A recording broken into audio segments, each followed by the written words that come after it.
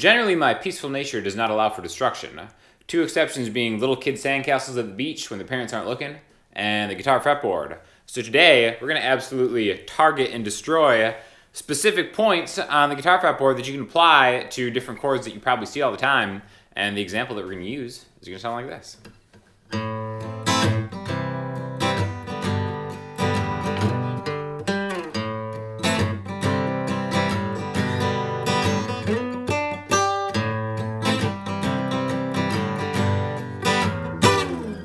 So basically, this is just stuff that you can do over G major chord. We're going to replace the chord with single notes to kind of make it a little more interesting.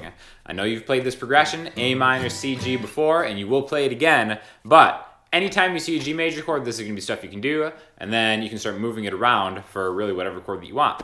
But all we're doing is we're playing in a waltz 3/4 time signature. 1, 2, 3, 1, 2, 3, 1, 2, 3, and then something different. Okay? And we're going to start by just taking, it's a bar of A minor, a bar of C, and 2 bars of G.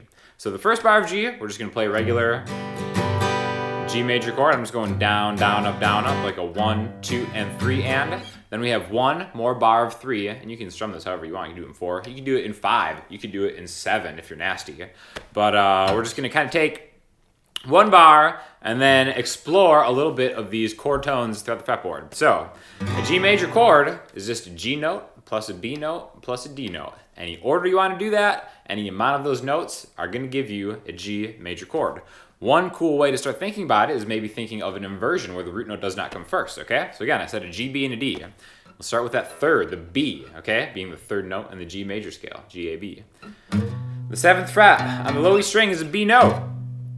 We can find the D, the next note, in the G chord. If you go B, D, then G, again, any order, doesn't matter. An inversion is just when the root note isn't first.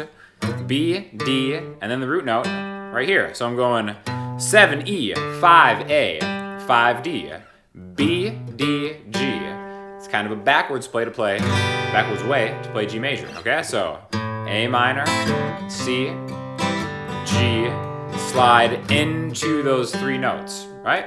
Just one really simple thing that you can do that you can always replace with the G major. You don't even have to wait for the second bar. You can go right into it. 1, 2, 3, 1, 2, 3, 1, 2, 3, 4, 5, 6. Any order of those, any way you want to slice it up, we're just targeting these 3 notes that are in a G major chord, and then just kind of, destroying the fretboard with these amazing licks.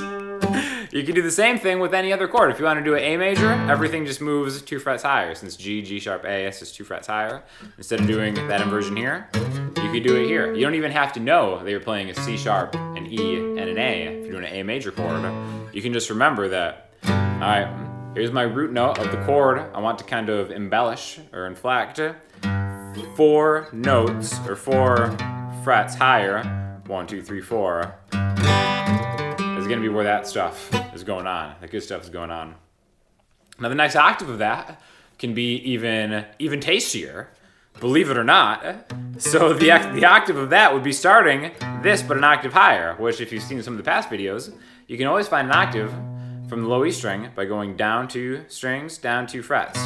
So the B on 7E is 1 octave lower than the B on the 9th fret of the D string. So instead of going like this, sliding into this, you do the same thing here, and then adjust for the B string to go 9D, 7G, 8B. Okay, G major right there.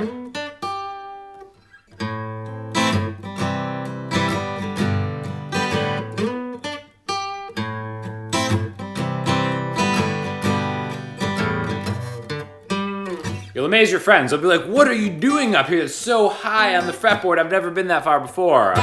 No longer, my friends. You can really link them together. However you want to do it. Target and destroy. Always remember, these 3 notes make up a G major chord, or a G sharp major, or an A major, or an A sharp major, okay? Really, this is just another chord voicing. A different way to play a G chord. You're probably like, that's no G chord I've ever seen. Trust me, people. It is. Let's do one more higher voicing G major. Great thing about G major is you don't even need to hold down frets to play it. You can just play the D, G, and B strings. Now this is an inversion where the fifth note in the G major scale comes first. G, A, B, C, D, D. Then the root note, then it's third. We can recreate this on the 12th fret. Every open string is the same note as it is on the 12th fret. So we can kind of get into these 12th fret things. Something I like to do is maybe take this,